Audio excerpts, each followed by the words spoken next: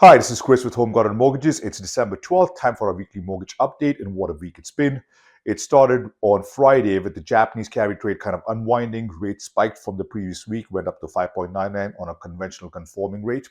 And then the Fed came out midweek on Wednesday and announced a 25 basis point or a quarter point cut to the Fed funds rate. So rates, again, the Fed fund rate does not impact the 30-year, for one, but the rates did fall down from 5.99 to 5.875, which is where it's at today.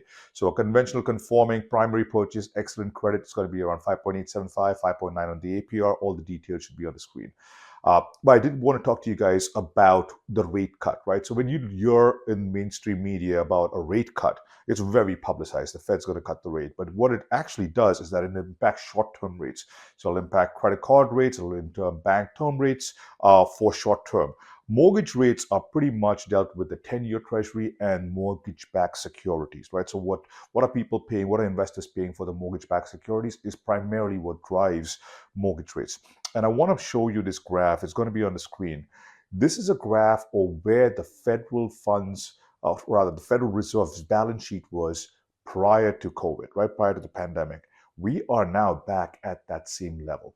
And what that means is the Fed also announced on Wednesday that they're going to start buying back treasuries around 40 billion a month. That's a huge injection into liquidity, right? So as they pump more liquidity into the economy, we're going to see that liquidity come through in the form of, a great example would be if you're receiving 1 or 2 credit card offers in mail, that's going to be 10 or 15 credit card offers per week in the mail. So the banks are going to be pumped with that liquidity. They in turn want to basically send it out to their clients, and that's what you're going to see. But from a mortgage perspective, once the Fed starts buying these MBSs, mortgage-backed securities, like they started doing with treasuries, with the announcement on Wednesday, starting to buy treasuries on December 12th, you're going to see mortgage rates come down drastically like they did during COVID. Now, are they going to go back into the 2% range?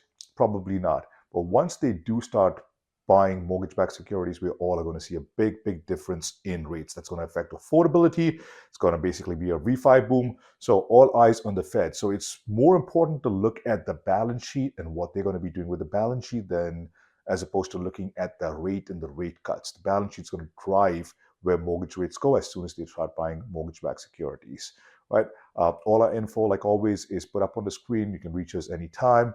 Have a great weekend, guys. Thanks.